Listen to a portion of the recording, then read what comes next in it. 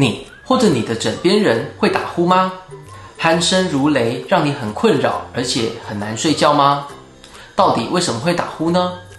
关于打呼，我们又要怎么改善呢？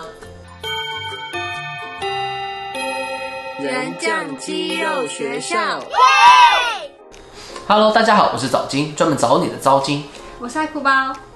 打呼啊，对于睡觉真的是一件非常困扰的事情，不论是枕边人或者是自己，我可是非常深有感触呢。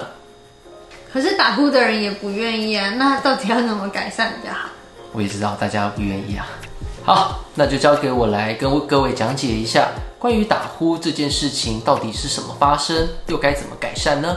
首先啊，我们得先了解打呼这个声音是怎么形成的。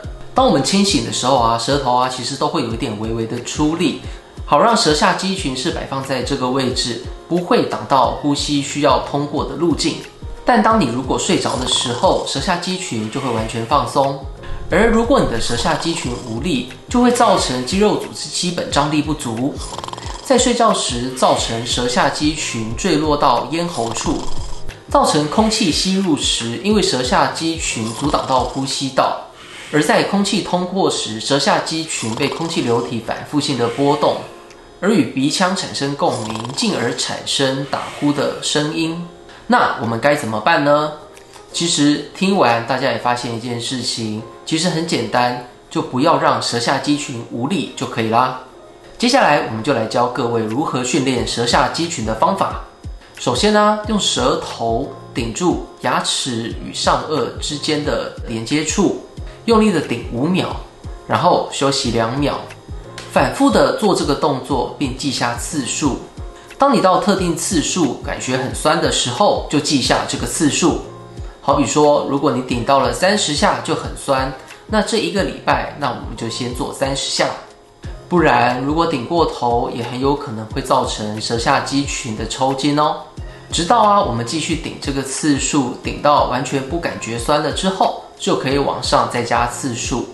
好比说，我们已经顶了30下，顶了2个礼拜，发现顶了30下也不会特别酸，这时候我们就可以往上加次数，也是往上加到会觉得舌头很酸的次数，然后再一样画葫芦，这一阵子也只能顶到那个次数。比如说原本顶30下会酸，但现在如果可以顶到37下才酸，那这一阵子我们就先顶37下，然后反复性的直到最高上限到达50次之后就可以咯。只要这样训练舌下肌群，让舌下肌群的肌肉组织基本张力提高，睡觉时就不会因为舌下肌群掉下去阻挡到呼吸道，进而产生打呼的声音咯。那我现在应该要好一点了吧？还可以再进步一点啊。好啦，我会认真练。好，那我们一样就下礼拜6见咯，拜拜。改善呢？叮叮啊，叮叮啊！如果我们的影片对你有帮助的话，欢迎按赞、订阅、分享，还有开启小铃铛，这样子你就不会错过任何让你健康的资讯咯。